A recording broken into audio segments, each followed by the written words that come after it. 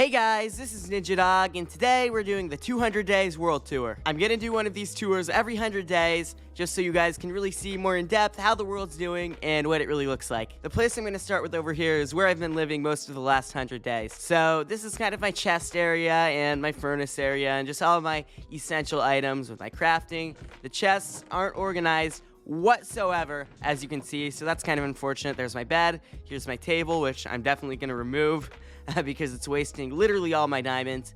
So yeah, 300 days, I'm gonna try and move out of here and move down to my base that I'm working on. This is obviously a temporary area, but for now it works. The next thing we're gonna look at is my base, what's gonna be my base. It's very under construction. The exterior, it looks good, but it's kind of basic. I definitely want to upgrade it and make it look way better in 300 days.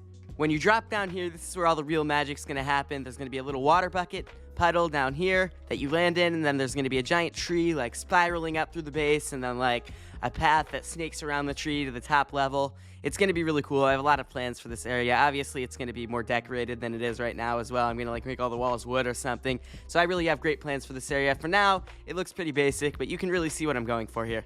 The next thing we're going to look at is my little monument here. So I made this monument to worship all of the villagers and iron golems I murdered, just as a little thank you for helping the world do better. So these are my rows of flowers. I just got them from the iron golem farm, and then this building leads down to my villager trading area down here, which I'm glad I finally made an entrance to because I've long needed one. It looks like all the villagers are dead in this world, but in my other world that isn't corrupted, in my normal one, there's obviously villagers here that sell everything. The next thing we're going to look at is this little watchtower I made. So when you enter in here, you kind of see the interior, and then you jump in this water elevator, and it takes you right up to the top. Honestly, this build was kind of more for the skyline. It's really cool to go up in and look around, but it doesn't really serve any real purpose, but it does make the skyline look really cool, I think. Over here's my mob farm. As you can see, it still works, but I really think this thing is going to be temporary because I really want to get rid of it in 300 days because I think it makes the skyline look really ugly. I can move it to a different area if I need to, but I think I'm just going to replace it with like an efficient creeper farm or something. Here's my other farms. Here's where my cows, chickens, and sheep would normally go, but yeah, the file got corrupted and deleted all of my animals when I switched worlds, so that's kind of disappointing. The last thing to really look at the compound is over here. This is my villager area, my villager breeder, normally villagers in there. I take the villagers, put them on this rail, they get stuck, they go all the way through here to my villager corruptor, and then down here, there's normally a zombie that corrupts them, that comes out of that door, and then after I can take them up through that path, up here into my villager holding area. So it's pretty primitive. I want to make it more automated eventually, but for now it works. Now that I'm done showing you guys my base, we can go look at the Nether. So through the Nether here, as you can see, this is my Nether highway right here that I've spent a lot of time mining out. It goes on for quite a while, but eventually, if you just go through here, eventually you get to the only place in this Nether highway that I've actually successfully linked a portal to, right here. And obviously you can hear a lot of blaze because we're near a fortress in this area that I mined out, but you go through here, and this is my raid town. As you can see, I have a few traps set up here that just make these are mostly for the big thick boys, whatever they're called, the big things that the raiders ride.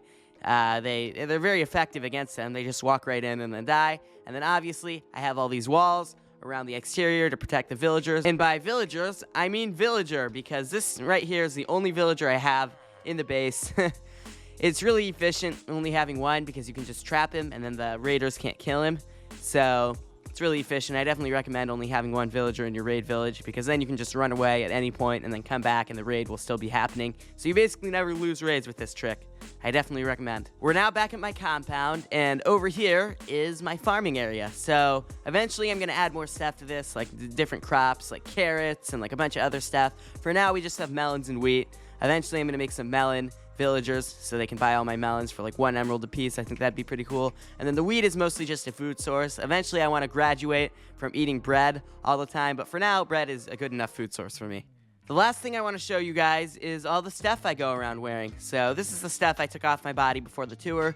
As you can see, I have pretty much the best armor in the game. I know the boots and helmet could be slightly better with more enchantments, but Prot 4, Unbreaking 3, and Mending on the armor and chestplate, that's the best armor in the game. Thorns, I don't like because it kind of screws up your durability, so that's why I have that. I have an Elytra with Unbreaking 3 and Mending, which is cool. Most of my tools are pretty good. The sword is far from perfect. The pickaxe is perfect. The shovel's perfect. Like, honestly, I love all of these so much. This is what I've spent most of the time grinding.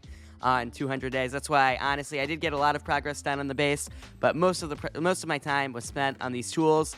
So, yeah, that's why I have really good stuff, and in 300 days, we're really gonna focus on building better raid farms and building this base looking cooler and building like a new industrial district.